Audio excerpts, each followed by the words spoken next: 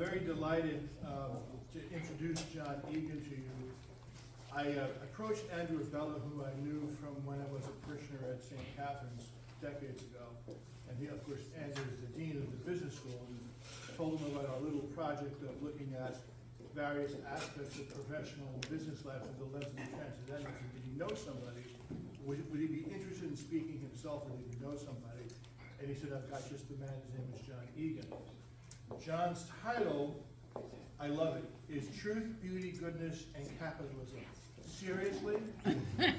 So I love, already we have the I don't know whether it's the wry Irishman or the wry academic or both, but I love the fact that we've got irony and wit and playfulness already in the title.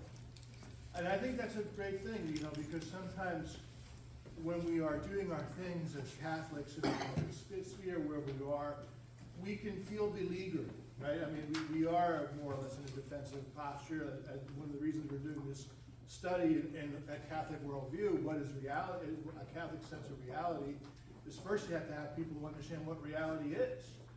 And I mean, it's heaven forfend that we would have to say something like that, and yet we did. And the problem is, you know, we can all get sort of grim and serious and defensive and embattled. And it's important for us to remember, especially in Easter, that our faith is about joy. Mm-hmm.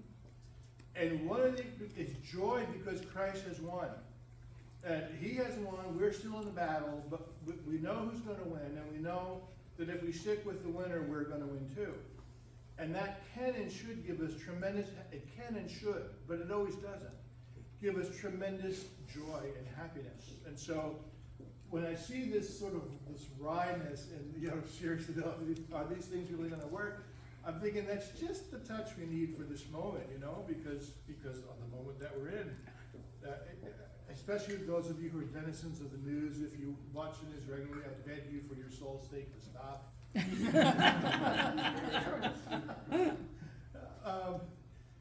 I gave up the news for Lent, and I don't think I'm going back. Why? Because we have to filter through a lot of stuff to get to the truth. Mm-hmm. And a lot of stuff is thrown at us so that we can't.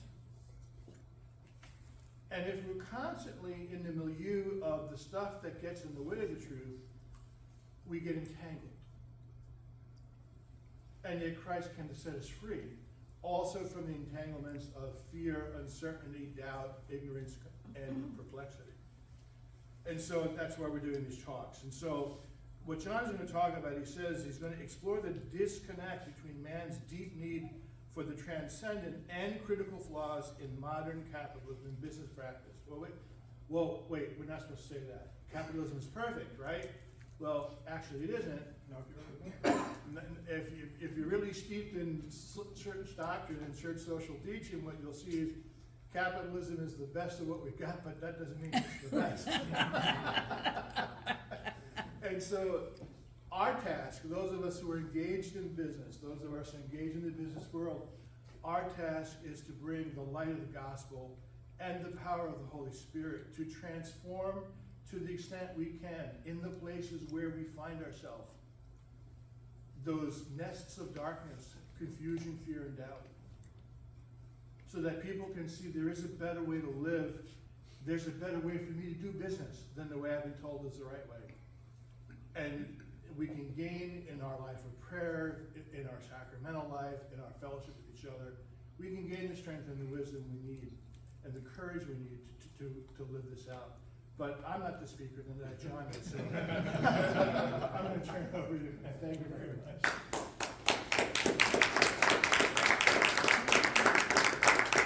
David, so I think you stole about half my thunder. You did a great job. It'll make my job really easy. Put me out early.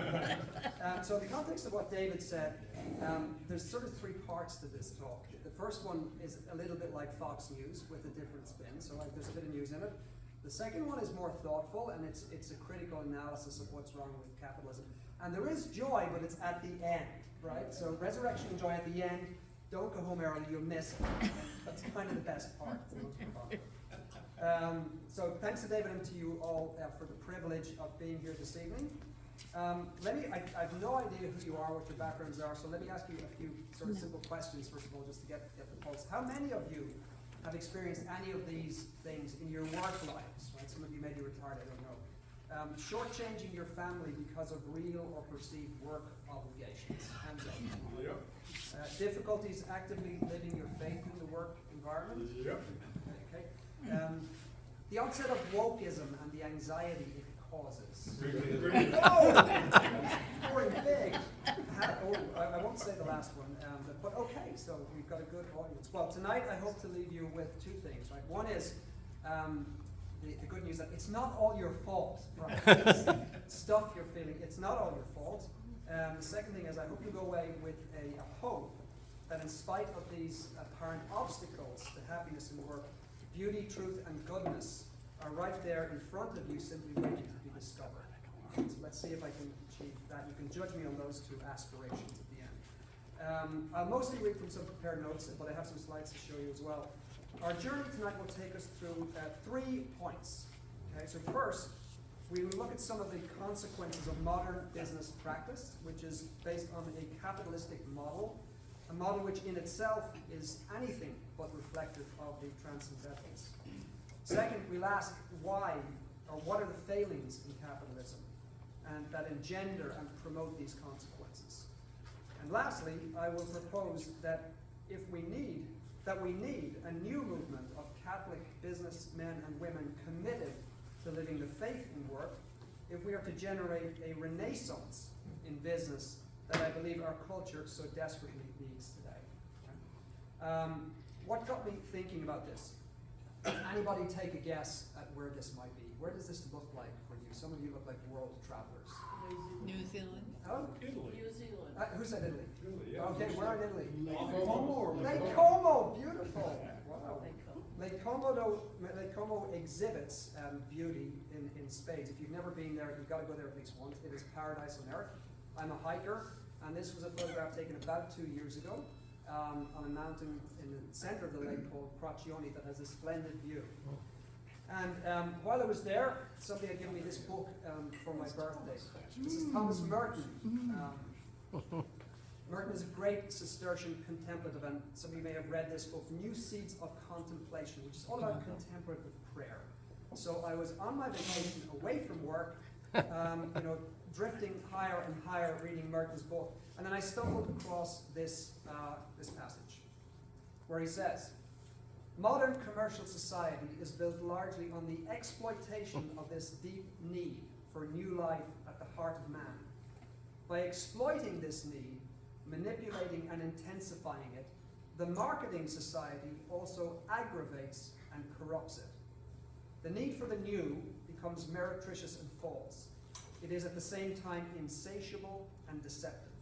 It is tantalized and kept in a state of excitement by all kinds of clever techniques, and never receives anything but pseudo-satisfactions. So these words caught me for 2 reasons.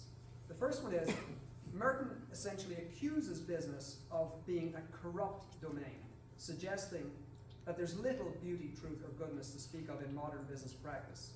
And he points in particular to marketing, which is my own domain. I teach my students some of these techniques and tricks, believe it or not, in a good way, put a good spin on it. He also hints at one of my motivations for leaving the business world and moving into academia, or education, I should say. For too long, I had worked in business environments where the mindset of those I worked for resonated closely with these words. So this really kind of gripped me. It was meant to be a book on contemplative prayer. I was trying to escape all of that, So provoked by this, I began to ask, do Merton's words in fact hold water? They sound a little bit caustic and radical. Is what he says true of modern business? And if so, what can be done to address this? So tonight I'm going to walk you through reflections on these questions, and I look forward to hearing your observations too. So, our first thought, part 1. Today, the paragons of modern capitalistic businesses exhibit everything but the transcendentals. To illustrate this, let me take you at an unfair pace through some examples of the contributions of some of the most successful businesses in America and in the world that are making to our society. How many of you have Apple devices on your person or in your phones? Right? Apple is regarded as one of the most successful companies in the history. It could very well be the most valuable company. They keep going between Apple and Google and a number of others. Very pervasive. People look up to Apple. From a marketing point of view, this is the brand everyone wants to know about. Can you do for me what Apple has done for their brand, right? Here's one of the apps you can download on the App Store on your Apple phone.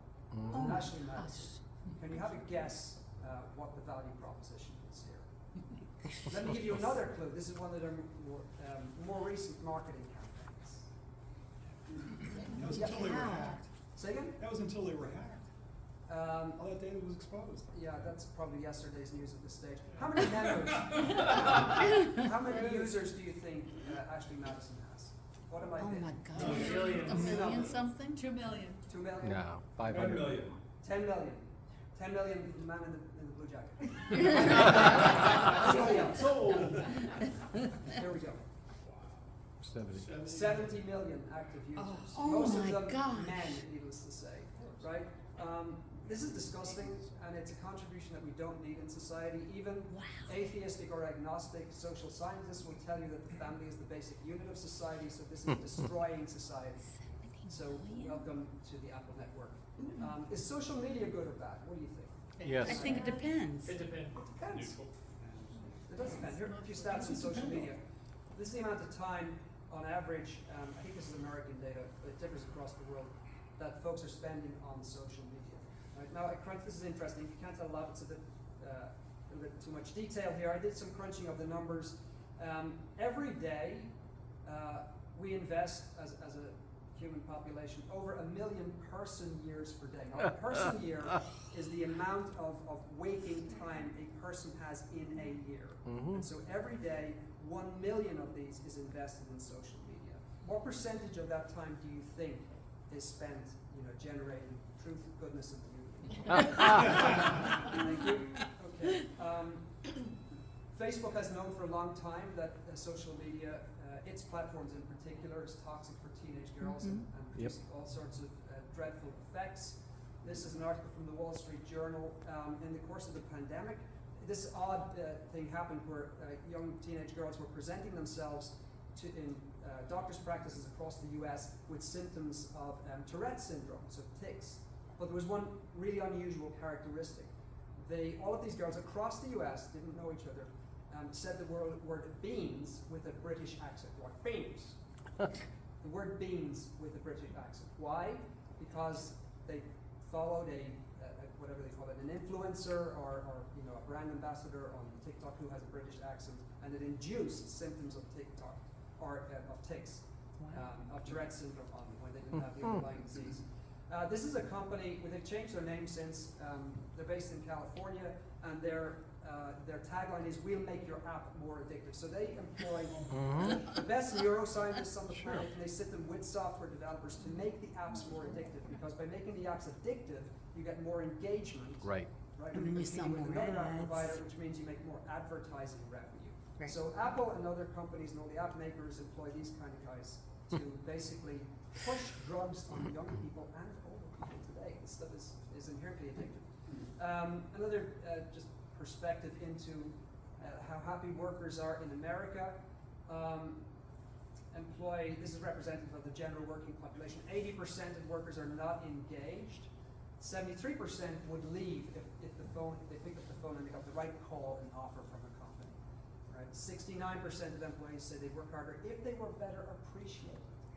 Not appreciating our human capital in general across the US. Really good thing. Most of you will have lived through the great financial crisis. Here's two fantastic movies. Maybe some of you have seen them. If you haven't, these are really insightful. They're based on true stories. One is it gives a broader, Big Short gives a broader picture of the build-up to the crisis and what happened. Margin Call here, I think it's based on Goldman Sachs. It's about a 24-hour period within a firm, and it's fantastic. Jeremy Irons, and it goes through the moral, ethical issues and challenges and decisions that are made or not made in those kind of firms during this crisis. This wasn't good for our culture, our society at all. So the Financial Crisis Inquiry Commission investigated what went wrong, and it came out with some astonishing findings here. Failures in financial regulation and supervision, including the Federal Reserve. Some of you may have heard of the Federal Reserve recently. Some influence on our economy, and they don't have a good track record at all. Financial firms acting recklessly, not just some, we'll see that in a moment, and households, excessive borrowing risks. You will have heard the ninja loans, no income, no job loans. Do you remember that one? Yep. Yeah. No underwriting, no income, no jobs. Please just take a loan because I get a commission and I can put it into a mortgage-backed security, and 3 million people then and their families are thrown out of their houses across the US. On credit rating agencies, there's a great scene in The Big Short where this guy goes and meets a person in the credit rating agency and tries to get them to justify what they've done. I won't spoil it for you. And in aggregate, a systematic breakdown in accountability and ethics at all levels. What does at all levels mean? Here are some of the entities that were involved, that essentially conspirators in the whole world blowing up in 2008. I can pretty much guarantee you that every person in this room has a bank account or an investment account or something with some of these entities here. Interesting question. Do you think all the people who work for these entities got up in the morning and said to themselves, let's destroy households across America today? Do you think they did? No. Probably 6 psychopaths. A lot of these entities are populated by the smartest people in this country, coming from Ivy League schools such as Harvard and Yale. An interesting conundrum. Why did that happen? Most of these are not bad people. You might have a few bad apples in the park. Most of these are ordinary folks, smarter, doing well for themselves. Just put a pin in that thought. We'll come back to that. And here we go again. Yeah, baby. In March, consumer debt was up 30% year on year compared to last year. Wow. Have any of you seen these BNPL apps? Buy now, pay later. Affirm is one of the companies. There's a number of others, which enables you to basically take whatever your credit limit is and multiply it by a factor of up to 10. You can spread the credit over extended periods of time.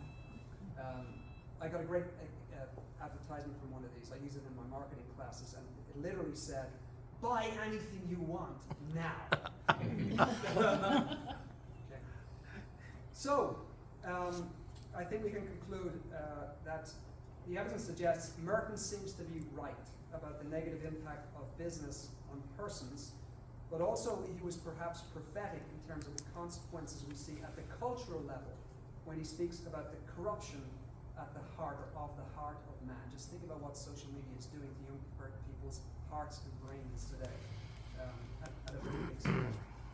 Indeed, we could well conclude that the cultural degeneration emerging today is only amplified and accelerated by modern business practice, the guiding framework for which is a defective capitalistic model for business. Which brings us to our second question. What's gone wrong? What's missing in the model that leads it to work to exploit our needs for the transcendentals rather than fulfilling them?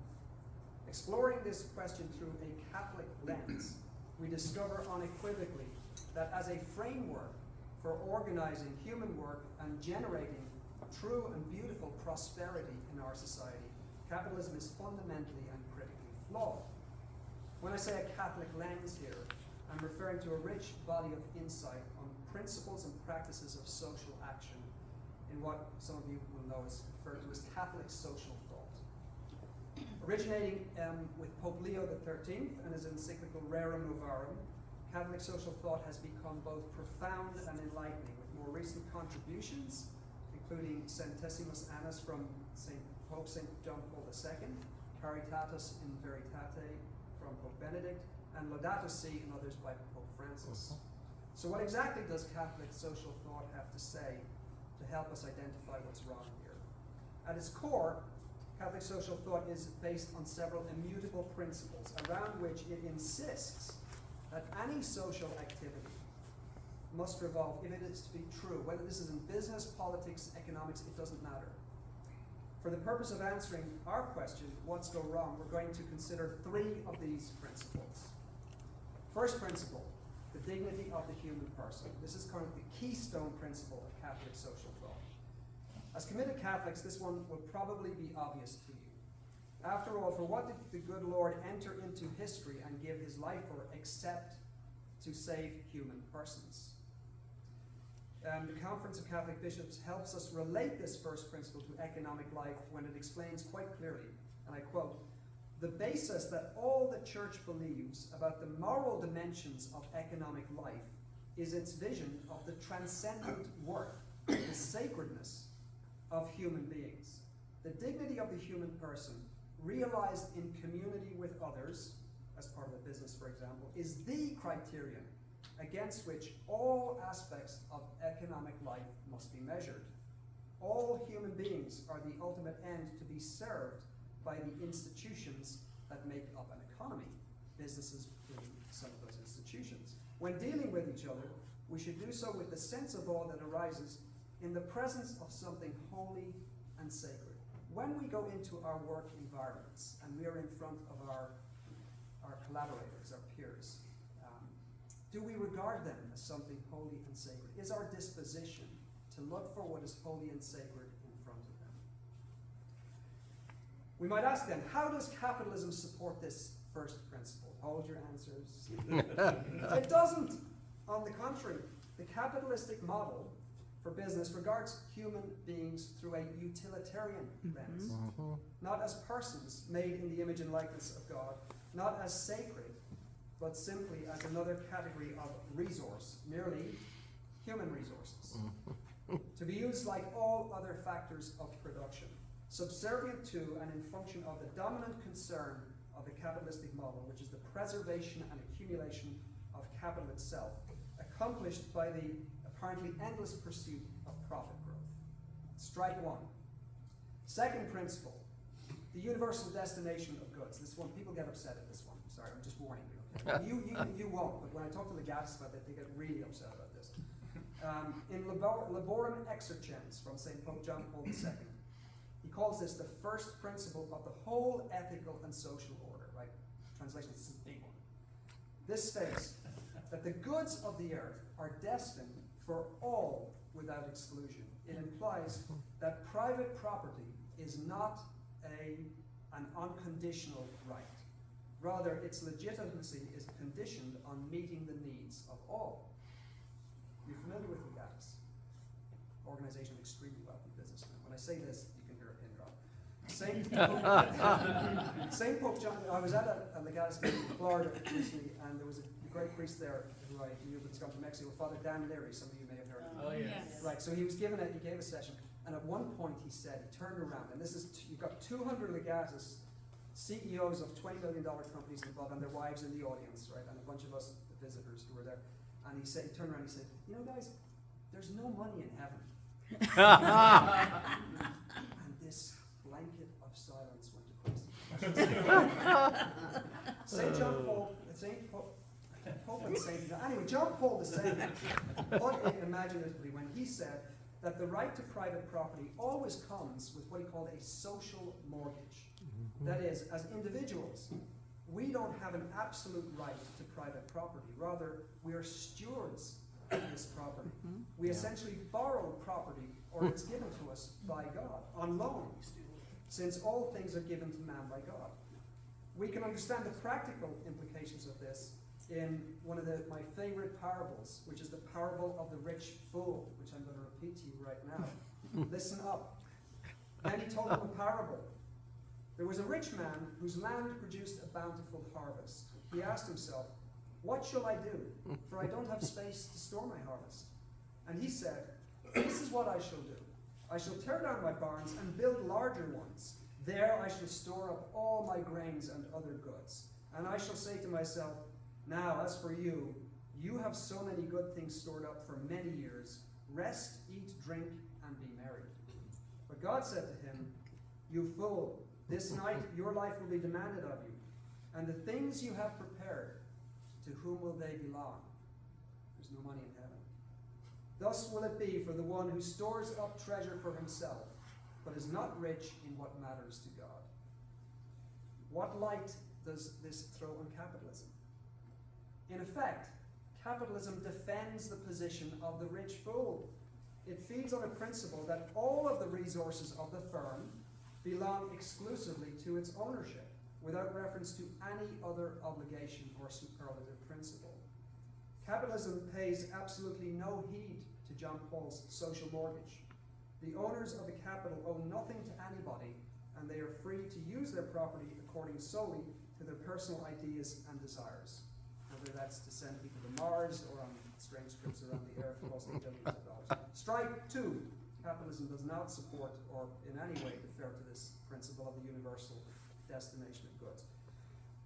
Third and last principle, the common good. As defined by the church, the common good is the sum total of social conditions which allow people to reach their fulfillment more fully and more easily. Pope Benedict elaborates on this when he comments that the common good is not an end in itself.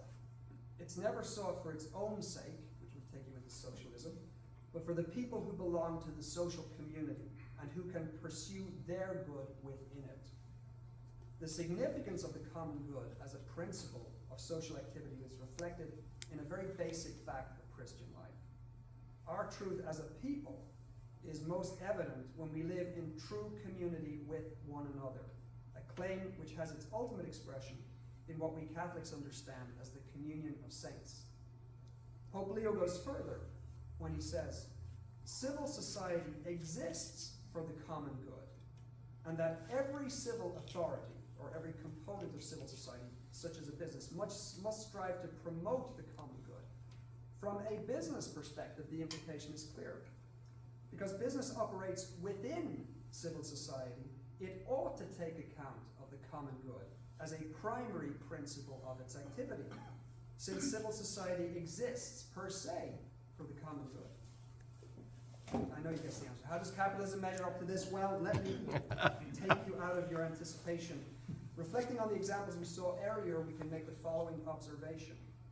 Despite recent and perhaps noble but sad attempts to mitigate the bad effects of capitalism, as reflected in initiatives such as corporate social responsibility, ESG, even diversity, equity, and inclusion, and more recently, effective altruism. You will have heard about this perhaps through the collapse of FTX and Sam Bankman-Fried, who lost billions and millions of dollars of folks' money.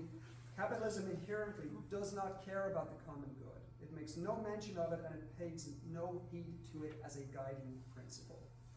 As a matter of practice, when big business appears to pursue some end for the common good, such as environmental sustainability or the well-being of workers and their families, it often does so out of self-interest because of a legal obligation or because it is prudent to show empathy with current social causes. Fundamentally, there's no principled commitment to the common good behind these motivations. Strike three.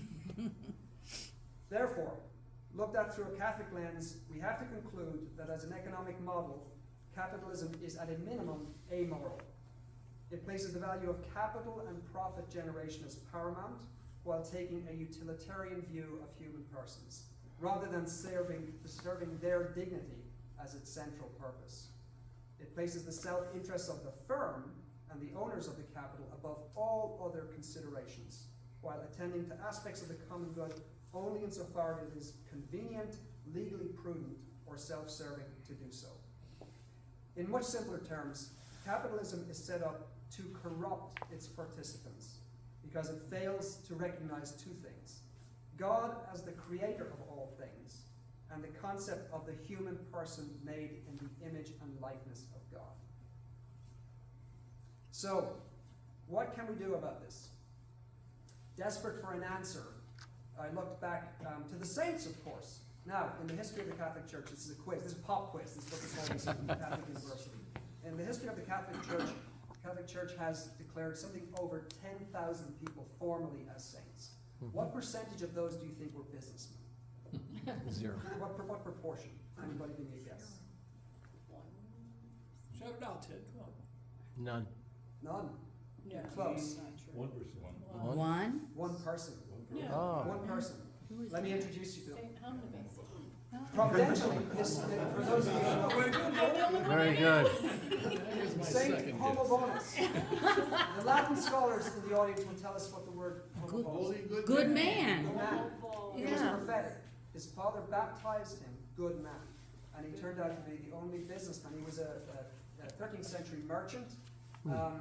Married a lovely woman. They lived a frugal life. They gave all their wealth away to the poor. He would go to church and report to God every day on his activity. Report to him. Like it Wow. is. Yeah.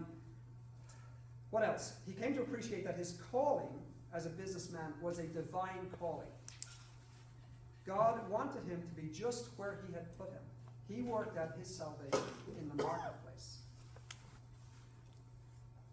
Pope Innocent canonized this holy Cremonian just 2 years after his death. It's one of the Wow. fastest canonizations in history. They only do that, just like St. John Paul, Pope St. John Paul, right? When it's evident that somebody is a saint, when people are clamoring for it to happen. Sadly, he was the only businessman saint declared formally by the church. And so I was heartbroken with this statistic, right? Is it even possible for businessmen to somehow to somehow help transform our society? Yes. Isn't he pre-capitalist? I Was he thinking that. pre-capitalist? Yeah. He was a merchant, correct? Yeah. Yes, before but it would have been the feudal before the system, right? capitalist Had era. the capitalistic model been in effect, maybe he wouldn't have made it. That's why we have so But few he was a people. businessman. Yeah. But let us not try to use that as an excuse. See? We didn't have true capitalism back then. I So- know, that's what I was thinking too. Where does our hope lie? Is all lost? I believe it's time for a renaissance, and I have 3 thoughts to share with you on this question. Right? Number 1, we can't fix capitalism.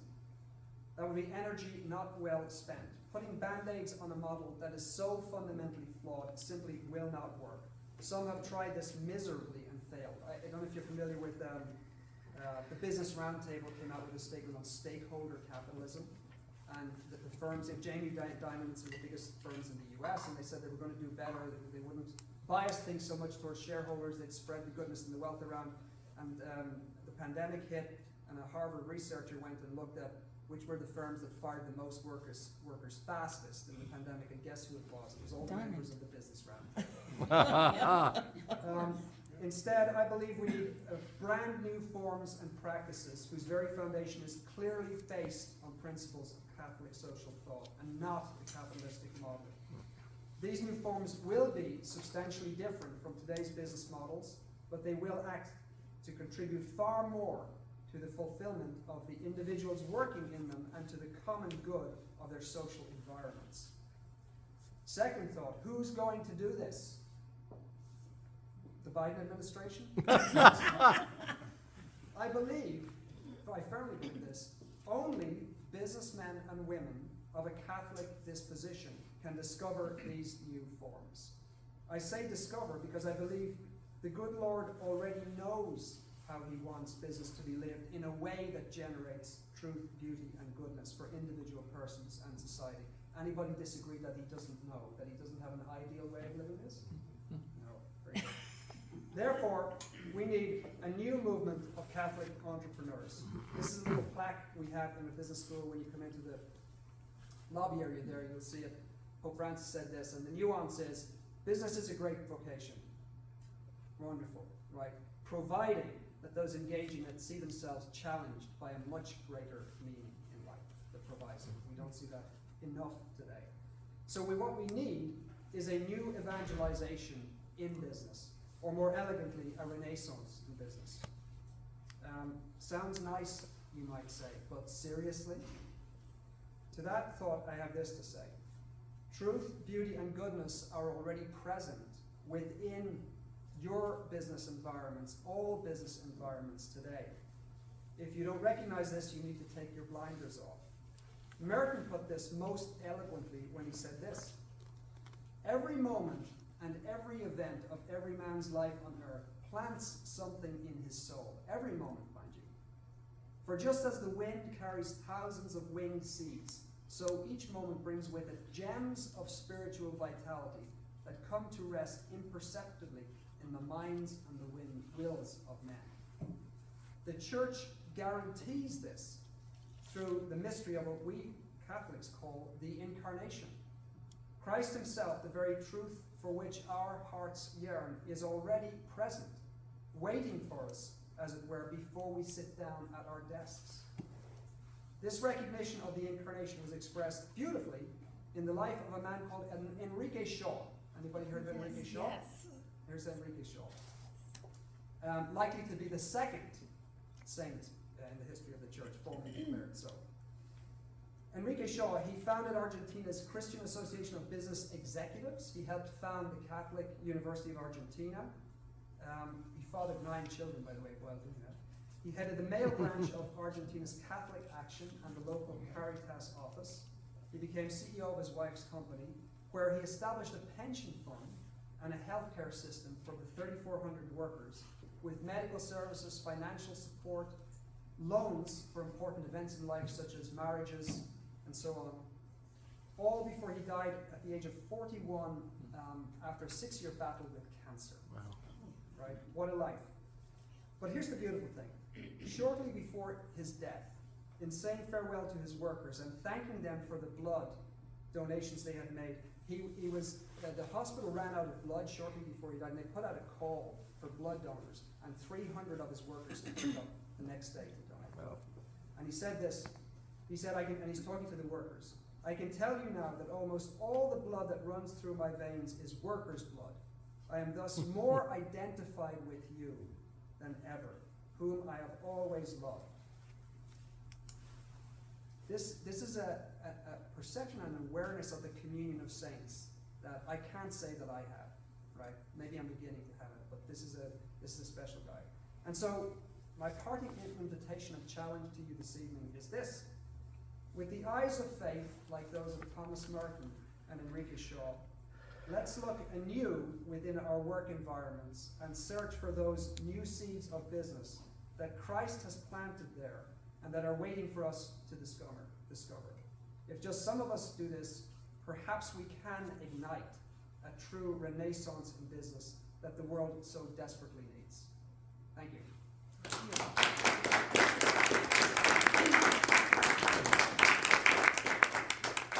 I would be happy to have any comments or questions. So I guess I'll, go ahead, Joe. Thank you for your presentation. And I'm trying to deal with the whole thing that you were talking about, this thing. I personally, I've owned 2 businesses. I've been a CEO, and I'm not bragging. Too old for that, don't care. Nobody does care about that, okay? I always looked at my businesses, and I'm a capitalist. I will say I believe in capitalism. I also believe I'm a decent Catholic. I may not be the best, but I believe that everything we have, as I look at it, the businesses, I got through 2008. I have to tell you, that was really, really hard. Yep. That was brutal, okay? In fact, I'm a car dealer at that time, and I almost, Chrysler and GM were terminating dealers, and I won't go into all the details, and I didn't get that letter that says you're out of here, which I could have gotten, and through God's grace I did. And so I looked at everything, all the business I had as I was a steward. To your point, I agree with that. And I said to myself, what can I do to try to help my employees as best I can, who are helping me make a profit and becoming successful? And so I'm trying to figure out where you're coming from with that, because I invested a lot, everything I had. When you go into business, and you sign on a dotted line, they can take your house, your this, your that, your boom, your shoes, the whole 9 yards, okay? And I believe very much that I never forgot 2008, quite frankly, and I was, not a young man then, and what have you. But I always thought we'd give back to the community. We pay health insurance, we do this, we do that. In my dealerships, I would always say prayers thanking God for so many different things. And I'm trying to figure out where you're coming from with that, because to me, it wasn't bad being a capitalist or believe it was. I was blessed. I admit it. I freely admit it. Anything that I've achieved, whether it's my own personal businesses or when I was a CEO of a car company in the United States, and I believe that was all a blessing from God, and so the things you would try to do for your employees, this Renaissance thing you're talking about. Okay, I'm not saying it was perfect. I'm not saying that I was perfect by any means, but it was always with the idea of don't forget from whence you came. What I'm saying to you is this. I started out in a company as a low-level guy. In 11 years, I became CEO. Now, that's almost unheard of in the car business, okay? That doesn't make me good, but I thank God for it, and I never forgot it. You know, the old saying is, be nice to the people you meet on the way up. You're gonna meet the same people on the way down. That's true. That's true.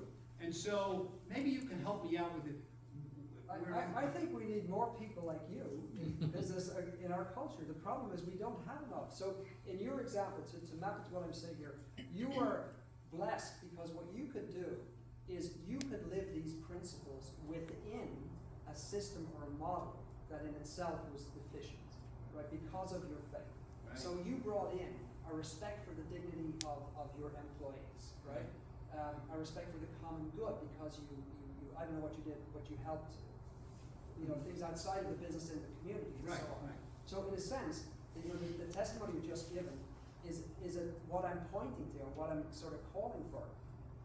The issue is that the entities, the corporate entities that drive a lot of what happens in our culture are big, shareholder-driven, very seriously, exclusively capitalist entities. Absolutely. Right? And go back to the point that I say, like I was struck by, there's this great phrase in the gospel which you know, where, I don't know which gospel it's in, but a crowd turns up and Christ is surprised and it says, and he has pity on them, right?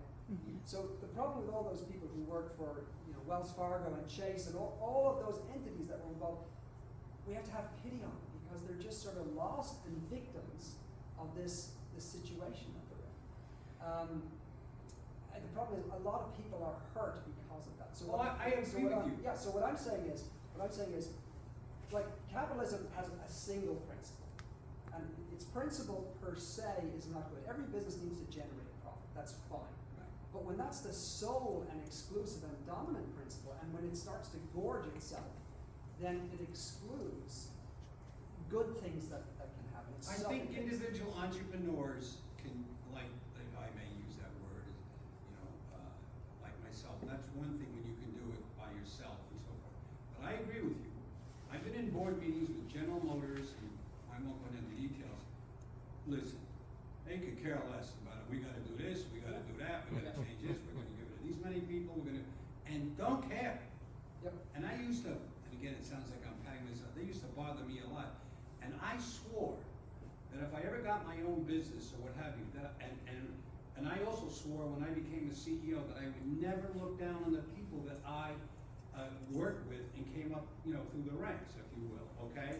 And then if I ever got my own business, you treat people the way you want to be treated, okay? I agree with that corporate, believe me, that's one of the reasons I got out of it. Quite frankly, I got out of it.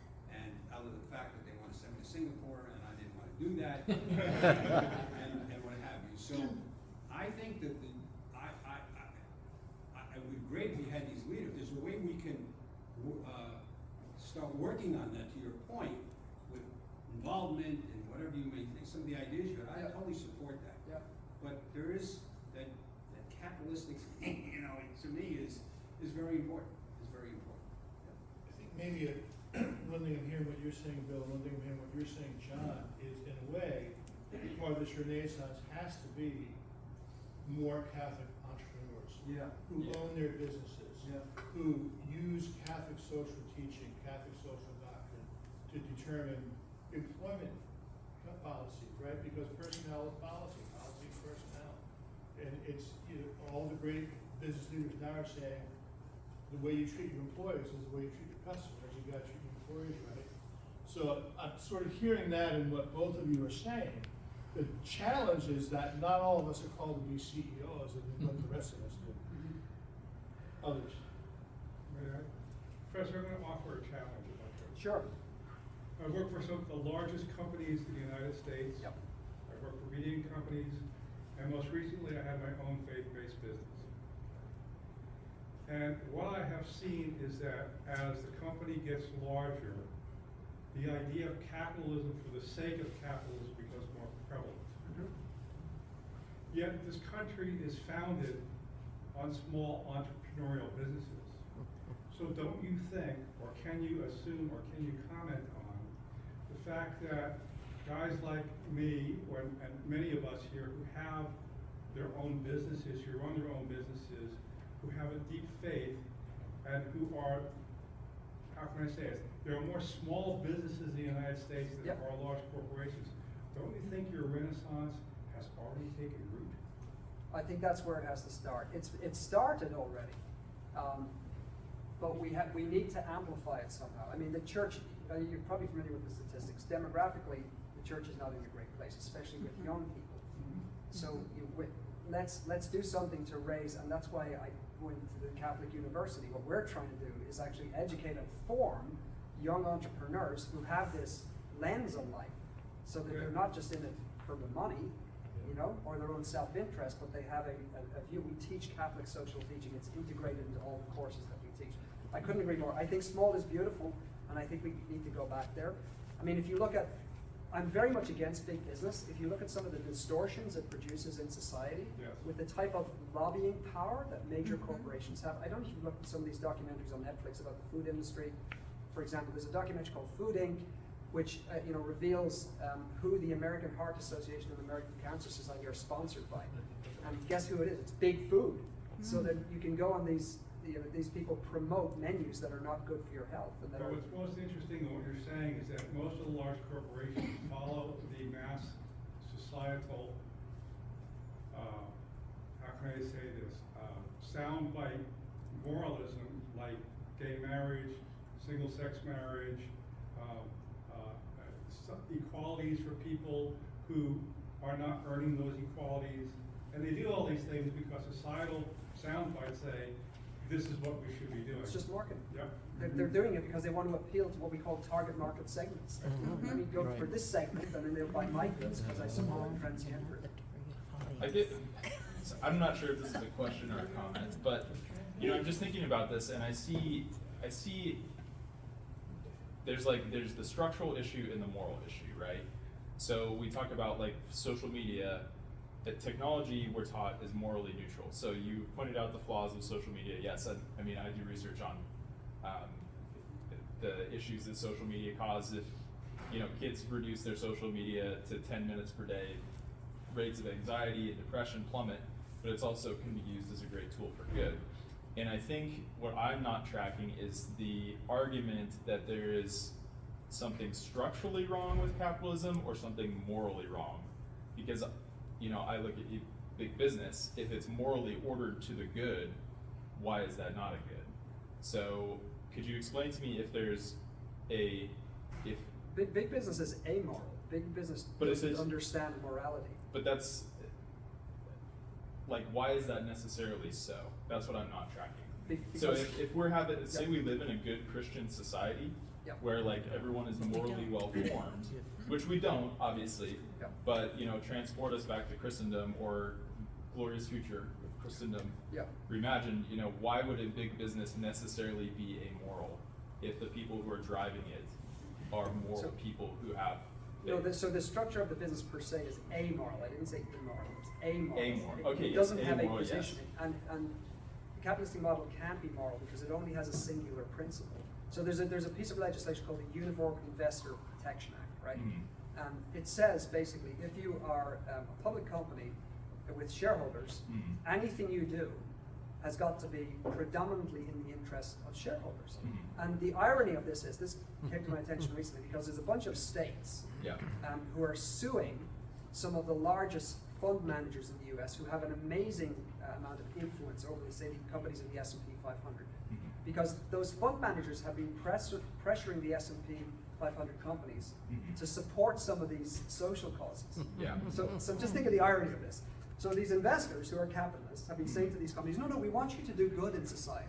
Mhm. And then the states, who are the pension funds, are going to be saying, no, that's illegal. You should Yeah. just be giving us profits.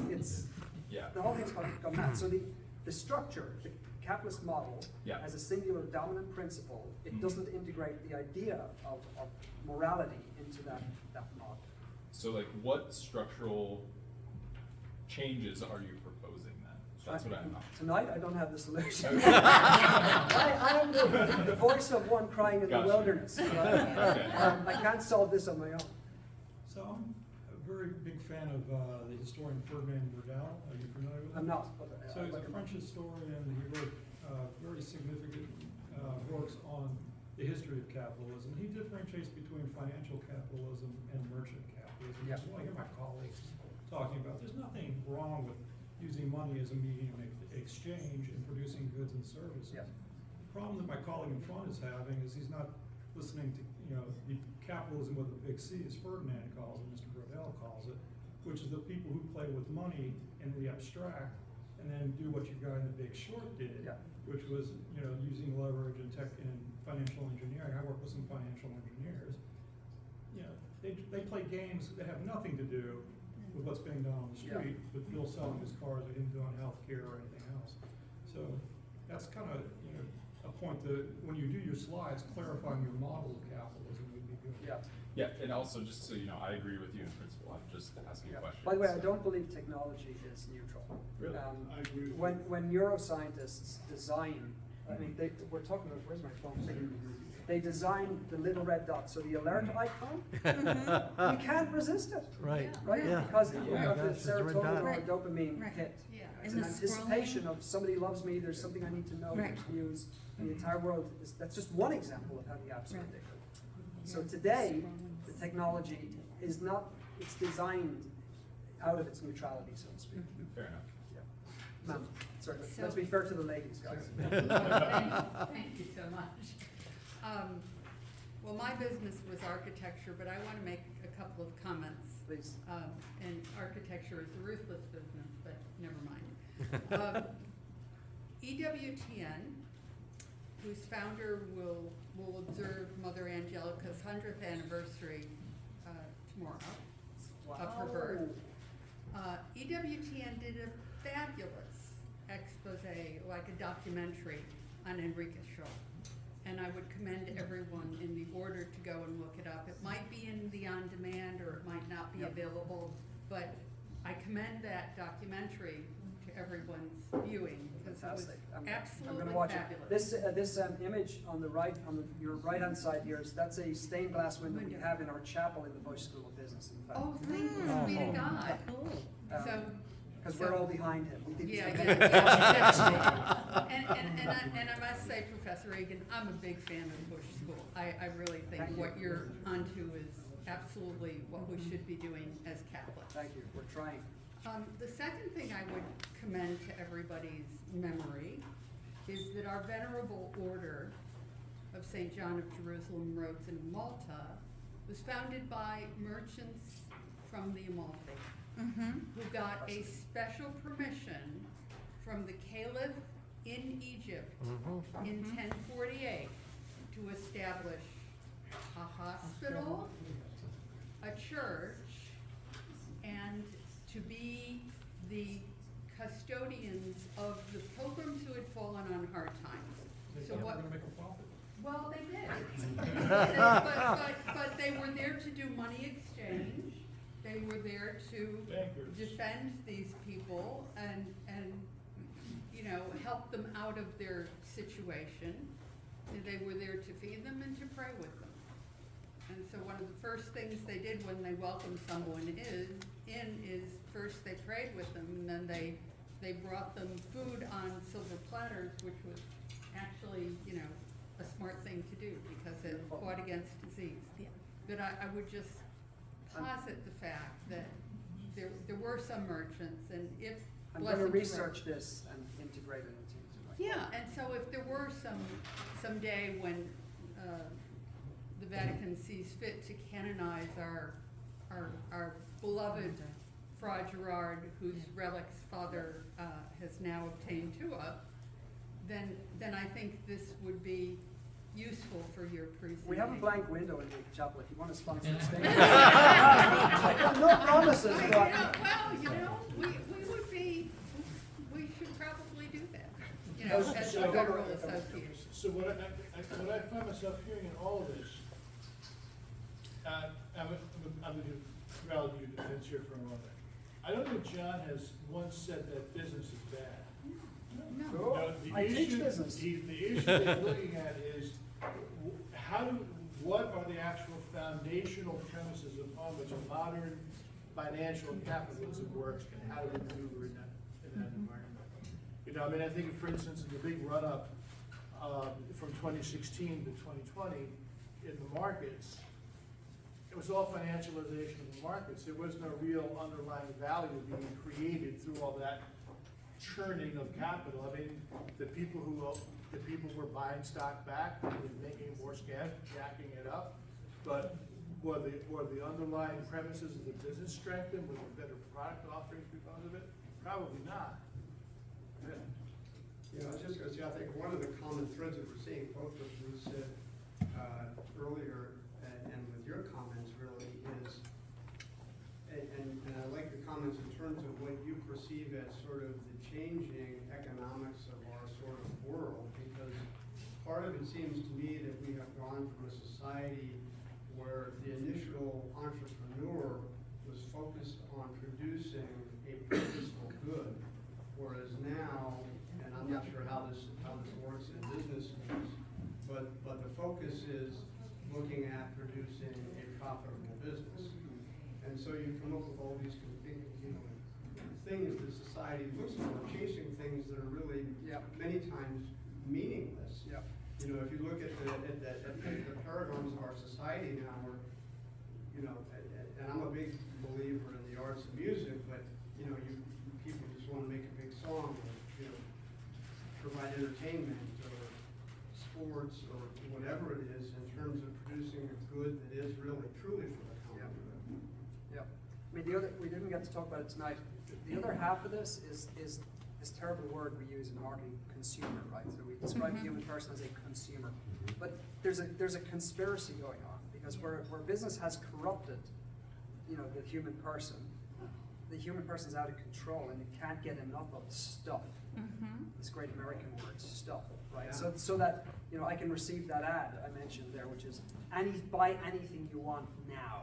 Just press the button and we'll spread the cost over however long you want. You know, so this feeds a counteractive behavior on the part of the human person. I just want to say one last thing, and that is, it's even more difficult to do what you're suggesting, and I'm totally for that. And why is that? Because today, individual entrepreneurs and big corporations are under so much pressure to do things that they don't really want to do, I think, for the most part. I can't say for everybody.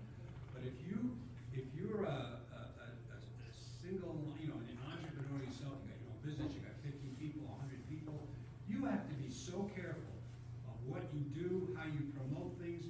I was having dinner with a guy last week in Florida who was in the advertising business for 50 years in Pittsburgh. And I won't name the company, but then it was the name, and then it was Brothers. You could say Kelly Brothers, wasn't that, all right? But people that worked for many years there, they were upset when it stopped working because they didn't like the word brothers to be associated with that. And that's my point. They couldn't believe it. And that's what's going on. There's so much, as we said earlier, this woke is hard. It is tough. Sir in the back.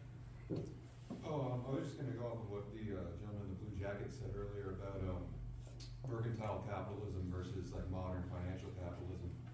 A lot of people point to like usury as like the backbone of modern financial capitalism.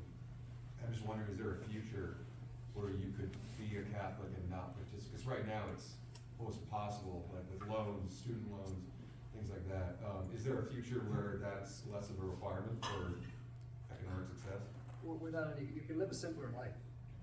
I mean, honestly, we live in a very strange bubble here in the US in particular. The US economy is at one end of the crazy spectrum with regard to business, without any question. If you travel a bit, and I've traveled to India, you know, the poverty there, the simplicity of life for the vast majority of people in India. And you can drive through the slums in India, and you get this incredible contradiction where there's this, you know, this circumstance that would make you almost sick, right? It's just you don't want to get out of the car, you don't want to touch people. And these kids are running around laughing and joking with big smiles on their faces. and then the women walk down the street in these incredible saris, which are just ridiculously beautiful, you know? And so you see the dignity of human people within those dreadfully simple and impoverished circumstances. And I'm only saying that to contrast the complexity and sort of corrupt sophistication of the bubble that we live in here. So I firmly believe you can live a much simpler life. Dean Abella, we were talking to some students the other night, and he gave a little bit of a quick talk. And these were for our senior students who were graduating. And he was talking about how to handle money, right? And he said this beautifully simple things. He said, look, here's what you should do. You know, the church says you should tithe.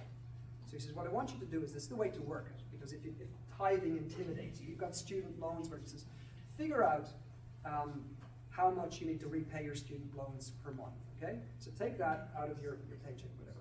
Then take 10% to tithe, and then live within whatever's left over. And I went, oh my God, like, this is so ridiculously simple.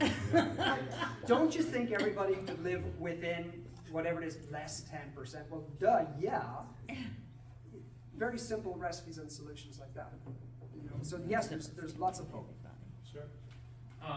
So I think everything you said sounded great. I've always been very on board with Catholic social teaching, but one thing that has, generally speaking, perplexed me is how we bring this about, and sort of the uphill struggle that we're facing, given that capitalism, especially in the country today, but generally throughout all of history, has been very Darwinian. Companies that can, or organizations that can generate sustained profits over long periods of time do better, and they're less attrition and outlast companies that don't.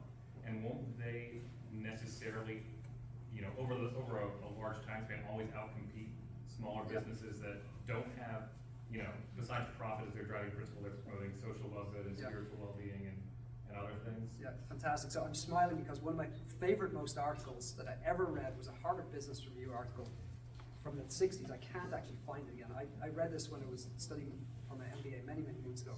And it compared the origin of the species to modern capitalism, where only the fittest survive, right? So markets in free market capitalism naturally tend towards oligopolies or monopolies. That's why you have Google and Apple and Amazon today. That's structured like that. So brilliant point, right?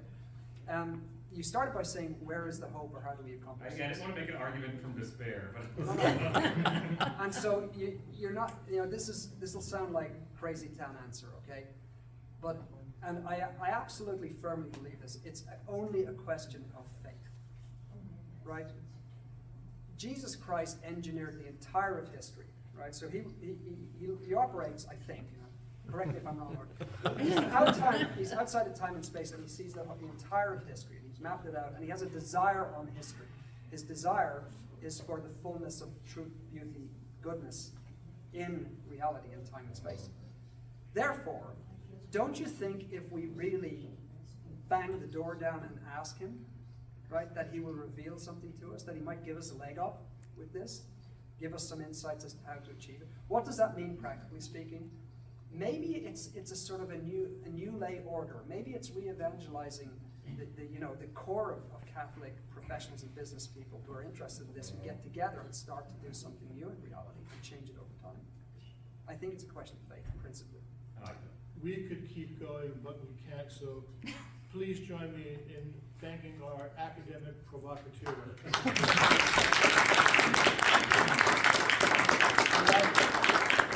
And by the way, I just want to thank you guys for being, without question, the most engaged audience I've had. Can I come back sometime? Yes.